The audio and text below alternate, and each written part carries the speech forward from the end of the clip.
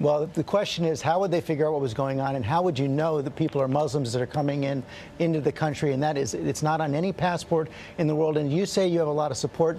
Cover the Philadelphia Daily News right now. I want to show it to our viewers right now. It shows the new furor over Donald Trump, showing you raising your hand in a pretty demonstrative gesture. And we have from Ibrahim Hooper of the Council on American Islamic Relations saying, are we talking internment camps? Are we talking the final solution to the Muslim question? I feel like I'm back in the 30s. You're increasingly being compared to Hitler. Does that give you any pause at all? Let's talk to Mr. Trump himself. He joined us by the phone. Donald Trump, thank you for joining us again this morning. You've heard that chorus of condemnation, not only from Hillary Clinton, from a lot of Republicans as well, including the chair of the New Hampshire Republican Party. She says it's un-Republican, unconstitutional, un-American. Do you have any second thoughts at all that you may have gone too far? Well, first of all, George, she's a Bush person, and she wants to see Bush, and Bush has crashed like nobody's ever seen anyone crash before. We have had tremendous support. We've had calls in, thousands and thousands of people. You saw last night, we were on a ship. There were thousands of people there. There were thousands of people outside that couldn't get in. And frankly, it was a standing ovation that wouldn't stop.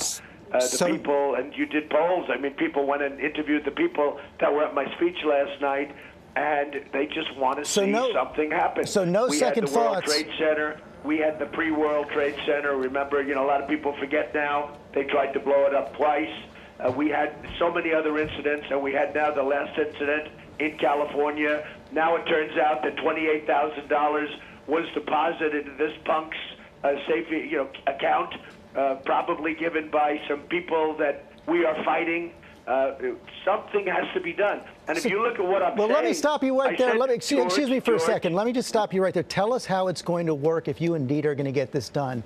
Unlikely that it could pass Congress, even if it did, likely to be found unconstitutional. So how will you actually do this? What I'm doing is I'm calling very simply for a shutdown of Muslims entering the United States. And here's a key. Until our country's representatives can figure out what is going on. They don't know. How would you stop them from entering the United States? The other night with a speech that nobody still knows. I tweeted out, is that all there is? He didn't say anything. He doesn't know what's going on. And we have people in this country that want to blow up our country. You know it, and so do I. The polls have come out, and various polls I quoted, where 25% of those polls agree that the violence against Americans here in the United States is justified. And they're looking at the jihad. But, sir... And they want a global jihad. Now, George, we can take it sitting back. You will have many more World Trade Centers. It'll only get worse. You look at Paris, and I'm not talking about the horrible carnage that took place. Paris is no longer the same city. They have areas in Paris where the police refuse to go, George. Sir, I understand. To go there because it's so dangerous. I understand what you're saying there, there's no sir. law and order. We don't want that for our country, George. We have to figure it out. But tell me how this is going to work. If an American citizen travels overseas, they're Muslim, they cannot come back? No, they can come back. If we're talking about all good people, and this is not only if a person is a Muslim, it goes overseas and comes back, they can come back. They're a citizen. That's different. But we have to figure things out. We didn't know. Look at this case of the bombing and the killing, the carnage, where he had bombs all over his apartment, and people knew it, and they didn't want to call the police. They knew there was a problem because they didn't want to racially profile him. Now, I actually don't believe that. I think these people knew what was going on. I think they're using that as an excuse. They didn't want to racially... Did you ever hear of anything so stupid? They didn't want to call the police because they didn't want to be calling them. They didn't want to racially profile. Look, George, we have problems in this country. We have people that want to blow up our buildings, our cities, and we have to figure out what's going on. Something is happening that's not good. You're still not telling me. I will tell you, this proposal has been met by intelligent people with great popularity. Now, George, let me just finish off by saying it is a period of time. It's until our country's representatives can figure out what the hell is going on. Because what I'm doing is no different than what FDR's solution for Germans, Italians, Japanese, many years ago. So you're for internment camps? This is a president who was highly respected by all. he did the same thing. If you look at what he was doing, it was far worse. I mean, he was talking about the Germans because we're at war. We are now at war.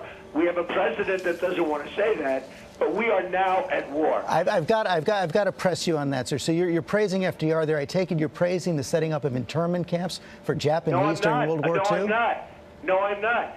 Take a look at presidential proclamations 25-25, 25-26, and 25-27, having to do with alien Germans, alien Italians, alien Japanese. I mean, what they did. You know, they stripped them of their naturalization proceedings. They went through a whole list of things. They couldn't go 5 miles from their homes. They weren't allowed to use radios, flashlights. I mean, you know, take a look at what FDR did many years ago. And he's one of the most highly respected presidents respected by most people. They named highways after him. You want to bring back policies like that? No, I don't want to bring it back, George, at all. I don't like doing it at all. It's a temporary measure until our representatives, many of whom are grossly incompetent, until our representatives can figure out what's going on. We just had a case where people were killed, many people were killed. We're going to have many more cases like that. We had somebody in this country that shouldn't be, and she came in, he came in, they were radicalized. They were looking at doing something. Miraculously, yesterday they found $28,000 just put into his account. Just put into his account. He was paid a lot of money. Just put it. Where did that money come from, George? I'll bet you'll be surprised to find out where. Sir, there are many, many other people like him in this country right now. More than 25% of the world are Muslims. Aren't you concerned at all that you're going to make the United States a pariah nation and play right into ISIS's hands? George, if you look at Paris, France, if you look at London, if you look at some of these cities where they had open arms, you can't even. Paris is a good example. Not only the carnage. You take a look at Paris. The real Paris is a different Paris than the City of Lights that you read about. They have areas in Paris where it is so radicalized and so vicious. I told you that the police refuse to go there. They will not go there. That's what's going to happen with our country. So one more time, no second thoughts. Any Muslim coming into the United States is banned for now until the United States can figure out how this is going to go. How long do you expect this to go on? I hope it will go quickly. I hope we can figure it out. But we have to look at people. We have to use vigilance in our country, or we're going to have many more World Trade Centers, and our country will never be the same. We will have many, many more World Trade Centers. As sure as you're sitting there, our country will never be the same. And you just said it. Until our country's representatives can figure out what is going on, we have no choice but to do this, George. Donald Trump, thank you for your time this morning. Thank you very much.